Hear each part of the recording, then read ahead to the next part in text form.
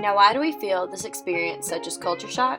Is it because we are so far apart, separated by many things such as oceans or technology, or is it because we are so close-minded that we think any other way of life other than our own is strange?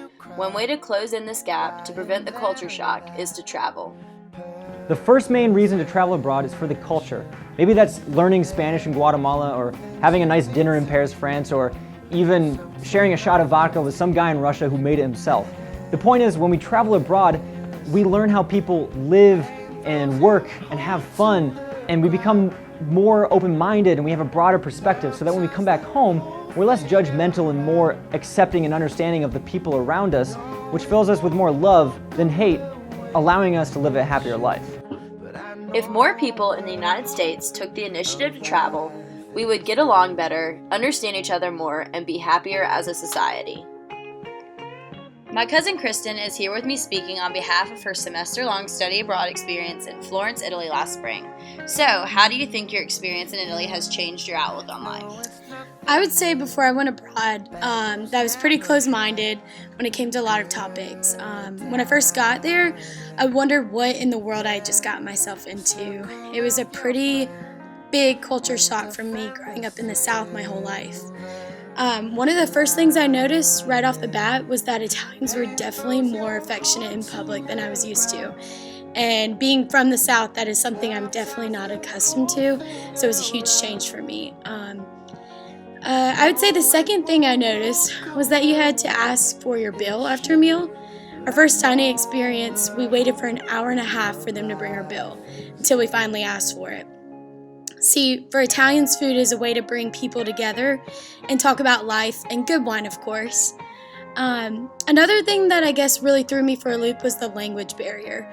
Of course, the longer I was there, I became accustomed to it and picked up on sayings, but it was still really difficult for me, just being from America and not being used to that.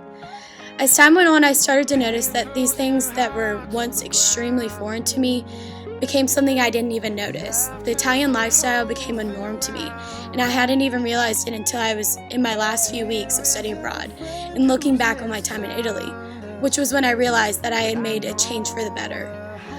I realized that I had become open to new cultures and people with different viewpoints, a point that I would have never reached if I had never left America. I truly believe that if you have the chance, everyone should be able to experience some sort of traveling, whether it be for a week, a semester long, or a year. It will truly change you for the better, and I promise that. From my short visit to Italy, much shorter than my cousins, I gained so much insight to how small we truly are in this large world. American culture is simply one out of hundreds, but for some reason we cannot seem to accept the other hundreds of cultures out there. We argue about whose culture is right, whose is better, when in fact they are simply different. One will become so much more accepting of another culture or even another person once they have experienced firsthand how they choose to live. Traveling makes a person realize that all humans live for the same basic reasons, to find love and happiness. If everyone could grasp this perspective on life, the United States would be a more loving and accepting place where everyone feels welcome and understood. Pain throws your hope to the ground. Love turns the whole thing around.